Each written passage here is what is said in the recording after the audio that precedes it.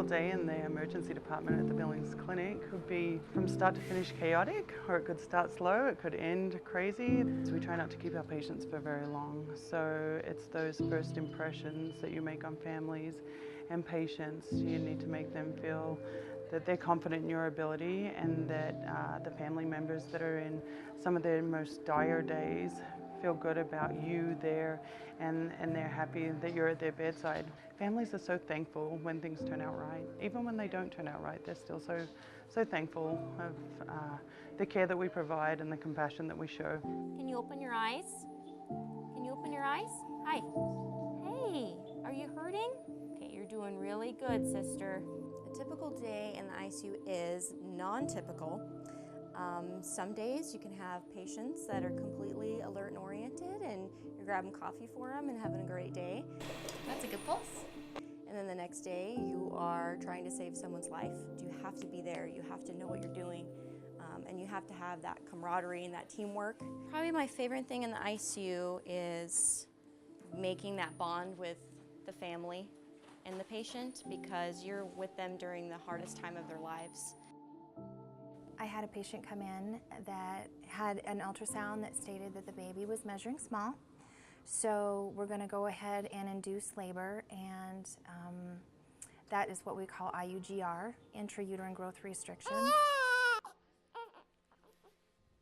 It is an absolute privilege and an honor to be a part of such a special thing for everybody, for our patients, for their families.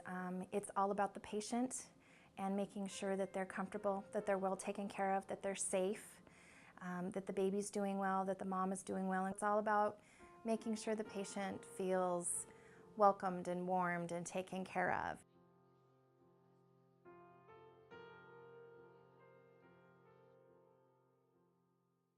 A typical day for flight RTs, you get a call, and usually dispatch has a little bit of information. We call in the dispatch, say where are we going, we get a quick patient history. The pilots get in, they file a flight plan, and within about 20 minutes from that initial call, we're wheels rolling to wherever we need to go. With the rural community, they don't have a lot of resources, so you're bringing those additional resources for those smaller communities. They have volunteers, they have their EMT, they have their nurse and provider trying to do the best they can. So it's another set of hands when we come in there with the med flight team. When you put that patient on the plane, there's two of you. That's what you got. As a respiratory therapist, you know, your initial education is all airway, life support, ventilator management. When we get on the flight team, we broaden your scope quite a bit. So you can basically perform your flight nurse's role and swap roles depending on the circumstances of what's needed for the patient. It's very much a team concept. Each member of the team has their strengths, but we expect our team members to be able to know each other's role. It's rewarding once you build that level of expertise where you can take the sickest of the sickest patient. I mean, just yesterday, this particular patient was going downhill, was doing very poorly.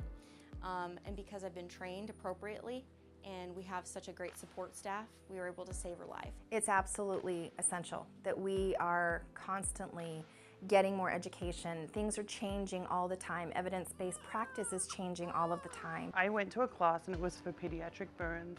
I had a patient, and it was a little girl. She was about 7 and had pulled a hot pot of water onto herself and had burned her entire left arm. In the class that I'd just taken about 2 weeks prior to this emergency occurring, I learned how to take care of this patient. She's unharmed now. I mean, there's no repercussions of that accident. And I feel like it was due to education. Those classes we get through Friends of Nursing are very critical for the flight RTs because it broadens your scope. It gives you more trauma background that you need to perform this job. I think education is key. It makes you a better nurse, makes you a better person, and at the end of the day, it makes the patient well cared for.